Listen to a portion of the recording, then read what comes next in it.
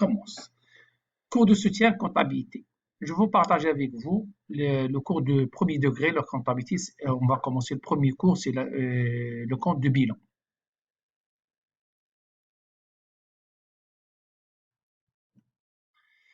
La comptabilité générale.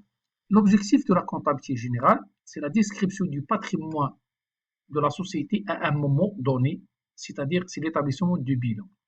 Deuxième chose, c'est d'expliquer l'enrichissement ou l'appauvrissement de l'entreprise, c'est-à-dire le compte des résultats. Est-ce que la société est bénéficiaire ou bien déficitaire? La description du patrimoine se fera par l'intermédiaire du bilan et le compte de résultat, bien sûr. Le bilan il se présente sous la forme d'un tableau en deux parties. La première partie à gauche, il s'appelle l'actif. La deuxième partie à droite, il s'appelle passif. Dans l'actif, on se trouve l'emploi, l'utilisation des fonds et bien sûr les ressources internes de la société. Dans la partie passive, on trouve aussi les ressources origines des fonds, c'est le capital des associés et l'externe sont des dettes comme des empruntes, comme des dettes financières. La notion d'emploi et de ressources. La notion de ressources, ce sont les possibilités financières dont dispose le créateur de l'entreprise pour la financer. Il y a deux familles de ressources. Il y a les ressources internes et l'externe. Les ressources internes, c'est le capital social des associés et bien sûr les réserves, le résultat et tout ça. Et bien sûr, il y a les ressources externes, c'est comme les emprunts, les dettes, fournisseurs, la banque et tout ça. La deuxième notion d'emploi. Ce sont les utilisateurs économiques des ressources dont a disposé l'entreprise. En réponse à la question comment sont utilisées les ressources. Bien sûr, quand on a les ressources, on doit les utiliser. On va les utiliser comment? On peut distinguer deux types d'emplois. Des emplois dans des biens durables et des emplois dans des biens circulants. Des emplois dans des biens durables, on trouve l'exemple matériel, fonds de commerce, les immobilisations, bien sûr. Et les emplois dans des biens circulants, on trouve par exemple la marchandise, les clients de la société et les banques. La notion d'actif et de passif. Les notions d'emploi et de ressources sont remplacées comptablement par les notions d'actif et de passif. Emploi, c'est l'actif. Dans l'actif, on trouve l'actif immobilisé et l'actif circulant. Dans l'actif immobilisé, c'est local, fonds de commerce, des immobilisations matérielles, mobilier de bureau, tout ça. Et l'actif circulant, on trouve le stock, client, les banques. Les ressources. Dans la partie ressources, c'est le passif. Il y a capitaux propres, c'est le capital de la société, et les dettes, c'est les empruntes et les fournisseurs. Le bilan est ainsi un tableau qui présente la situation patrimoniale d'une entreprise à une date précise. Bien sûr, c'est 12 mois. Le bilan est divisé en deux parties. Comme déjà expliqué, c'est la partie gauche qui représente l'actif ou les emplois et la partie droite qui représente le passif ou les ressources. Remarque, le bilan est un tableau équilibré. Total actif est égal à total passif. Donc ça, c'est le tableau du bilan. Il y a l'actif et passif qu'on a déjà expliqué. Dans la partie active, on trouve l'actif immobilisé, les immobilisations incorporelles, les immobilisations corporelles et les immobilisations financières. On va expliquer après c'est quoi les immobilisations corporelles, financières, c'est quoi la différence entre chaque catégorie. Et deuxième chose, il y a l'actif circulant, c'est le stock, créance, la disponibilité. C'est la banque et la caisse. Le passif. Dans la partie passive, on trouve les capitaux propres. Dans la partie capital propre, on trouve le capital social des associés, le résultat de la société et les réserves légales, réserves représentatives et d'autres rubriques. Et la partie dette, les dettes, c'est dans la partie dette, on trouve l'empreinte, dette fournisseur, dette financière et sociale. Maintenant, on va passer par un exemple pour finaliser tout ce qu'on a déjà vu au niveau du bilan. Donc, le 1-1, l'année 1, deux personnes se sont associées pour créer une société. Ils ont apporté un capital de 800 000 dirhams et ont emprunté une somme de 200 000 dirhams. Ensuite, ils ont utilisé cet argent pour faire les emplois suivants. Acquisition d'un fonds de commerce, acquisition d'un local, acquisition de mobilier de bureau, acquisition de matériel de transport, acquisition, constitution d'un stock de marchandises et dépôt en banque si travail à faire, établir le bilan. Dans cet exemple, on a, qu'est-ce qu'on a? On a les ressources, c'est le capital, comme déjà expliqué ici, le capital social et les emprunts. Les deux, ce sont des ressources de la société. Donc, dans la partie passive, on va trouver le capital de la société 800 000 et l'emprunt de 200 000.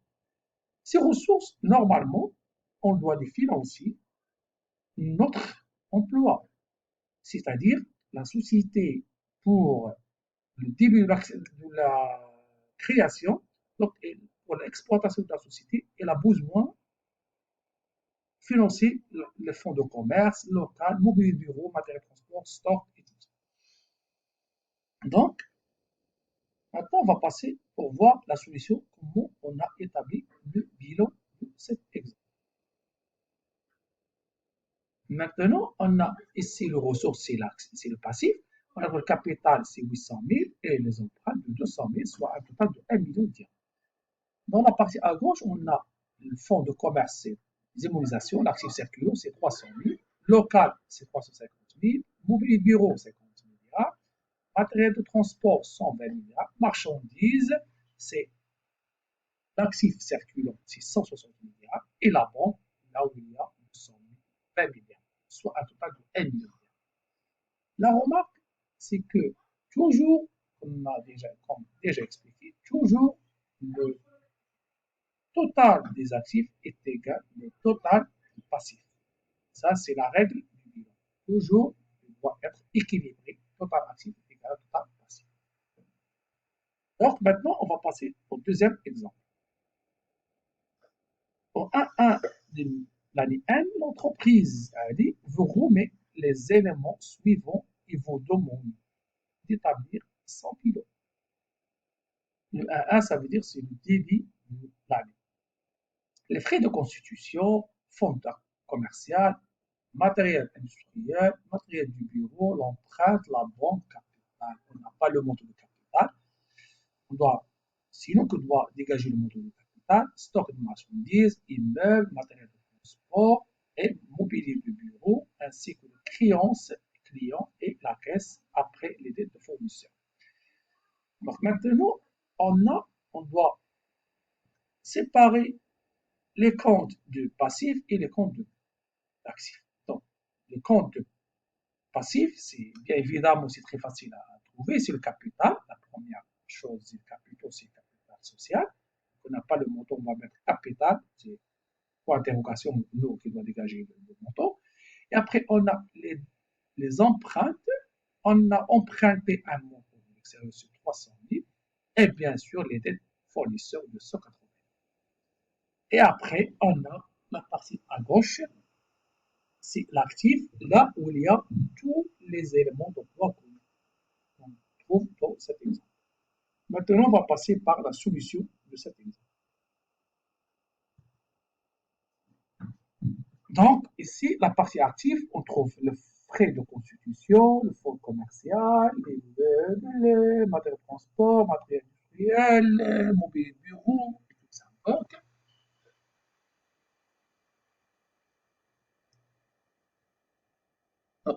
on a le capital, ça, c'est 1 700 000, combien est égal à total actif, et c'est total actif moins les emprunts et moins les dettes fournisseurs, pour avoir le montant du capital afin d'avoir un équilibre entre total actif et total passif. Donc ici, on a trouvé 1 700 000, soit un total de 2 180 000 et 2 180 000. On va passer pour voir les cas de résultat. Il y a deux cas de possibilité, deux cas de figure du résultat, soit un résultat bénéficiaire, soit un résultat déficitaire. On va entamer le premier exemple de cas de résultat bénéficiaire. Ça, c'est l'exemple pour bien chiffrer et bien identifier, clarifier l'exemple. On a fait un exemple chiffré pour bien assimiler les choses. Donc, ici, on a au 31-12-N, c'est la fin de l'exercice, les éléments du bilan sont les suivants. Construction, comme d'habitude, matériel transport, la banque, l'empreinte, mobilier bureau et tout ça. Établir le bilan d'entreprise au 31-12-N. Bien évidemment, toujours, on doit faire un tableau là où il y a l'actif, le montant et le passif. Et on va commencer à chiffrer les données. On commence par le passif. Passif, toujours capitaux propres, on a le capital. On cherche le montant de capital ici, c'est combien est égal le capital, c'est 800 000. Après, on a les dettes, c'est quoi? C'est les empreintes, on a 400 000. Le fournisseur, on a 350 000. Donc, il reste le compte de résultat, si point d'interrogation, on nous doit chercher le compte de résultat combien est égal. Après, on va passer par élaborer la partie actif. Donc, actif immobilisé, c'est on a la construction, la construction 450 000, matériel du bureau 200 000, matériel de transport 150 000. On passe par l'actif circulaire, c'est la marchandise 600 000, bien évidemment la banque est égale à 150 000. Soit un total de 1 150 000, 1 550 000 total de l'actif. Et donc, pour avoir combien est égal le résultat, c'est très clair, on passe par l'équilibre. Total actif est égal à 1 750 000. Total passif, avant le résultat, est égal à 1 250 000. Donc, 1 550 000 ira moins 1 250 000 est égal à plus 300 000, ça veut dire qu'il y a un bénéfice pour la société. Ce bénéfice doit être introduit dans l'euro du passif du bilan capitaux propres. On constate que le résultat a permis d'équilibrer un bilan qui au départ était équilibré. Donc c'est clair. Donc maintenant, on va passer par le cas de la société, là où il y a avoir un résultat déficitaire. C'est le même principe, donc sauf ici, on va trouver un résultat déficitaire. Il y a quatrième exemple, 31, au 31-12, les éléments du bilan sont les suivants. Donc, on a toujours la construction, matériel transport, la banque, l'empreinte, le bureau, marchandise, capital, fournisseur. Établir le bilan de votre 31-12 N. Toujours on a l'actif, le montant, passif, toujours on commence par passif, ça c'est facile à trouver les montants du passif. Donc maintenant, capital est égal à 800 000, résultat, point intégration, l'empreinte 450 000, fournisseur 150 000, soit un total de 1 200 000.